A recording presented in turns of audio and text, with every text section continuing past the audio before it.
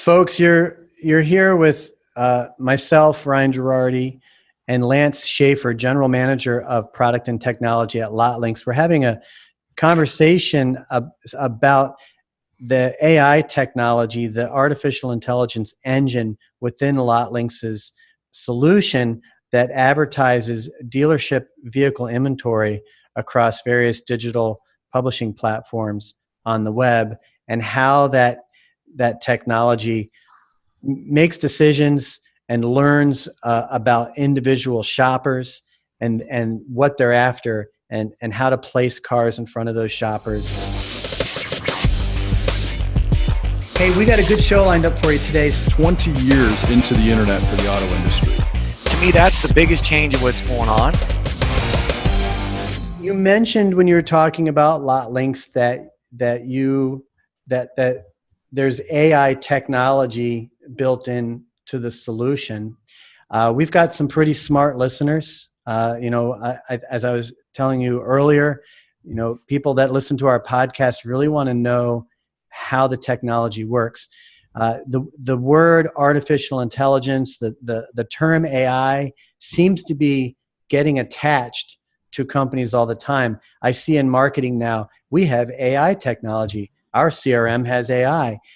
And unfortunately, that doesn't mean anything to the recipient, whether it's a dealer, a dealership owner, or a manager, or in any business. The word AI, I don't think itself has any meaning. How do you guys define AI at LotLinx?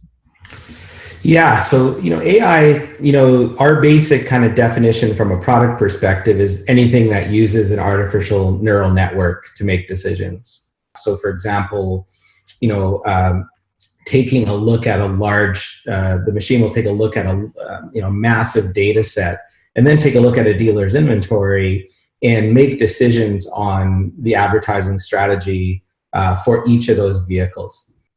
Is the AI engine saving the dealer time? I understand that it's helping make decisions to push the right cars in the right places and help with budget.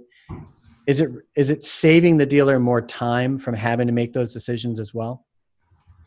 Yeah, for sure it is, because in our case, for a dealer to analyze all of their data that they have, for example, what's happening on the site with those vehicles, and then to manage campaigns in each of the channels would be a huge amount of time. Probably more important though is that it's considering all the data, an amount of data that wouldn't even be practically possible for a dealer to do on its own. So if a dealer, decided, hey, I'm going to run the AI in-house, the amount of time that would take to develop an AI system, license the data, get other data, look at their own data, that alone is, prohibitive. And I think, the concept of, AI as a service, really, will likely be the future for those reasons. I like that, AI as a service. Okay, another fun question. We brought up Elon Musk earlier from Tesla. And not only does Tesla make electric cars and batteries and whatnot, but their vehicles are also known for their autonomous driving features. But Elon is known for coming out publicly with his concerns that artificial intelligence is going to lead to a machine takeover and Armageddon if we're not careful. Do you share those concerns, or does that not concern you?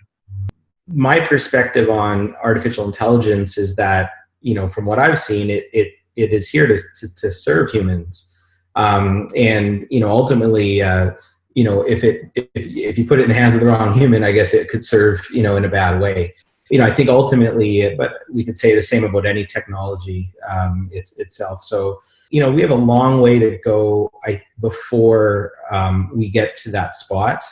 And I think it's important that the conversations are happening. Well, I would just add, unlike all other technologies that do have detriments to humans, cars, guns, social media, video games, if you will, have unintended consequences. But ultimately, they do serve a greater good. But unlike all those, AI is different. I think Elon's concern is, are we at risk of machines taking over the human experience? The Matrix is the ultimate Right. fable, if you will, of machines taking over the human experience. Does that seem like a realistic outcome for us? Absolutely. And I would say if I see that with virtual reality for sure, where we can't perceive.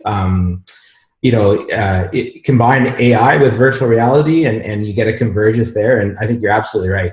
Just curious, were you ever a fan of Star Trek? Oh yeah, for sure. Yeah, no, I'm a huge Trekkie. Yeah. So in the Next Generation, which was the second generation of Star Trek, you have the Borg is introduced, and I think that provides a good depiction of how machines can be their own thing, independent and autonomous from humans and I guess natural intelligence, but living within the same universe. Yeah, for sure. Yeah, no, I mean, yeah, the Borg was the best. Like, I mean, the concept around the Borg is, absolutely one of the best science fiction concepts, and probably could be real at some point in time. Well, Lance, appreciate you taking the time to be here and part of this conversation. No, I appreciate it too. No, thank you so much for having me. It's a pleasure, Ryan. Thank you so much.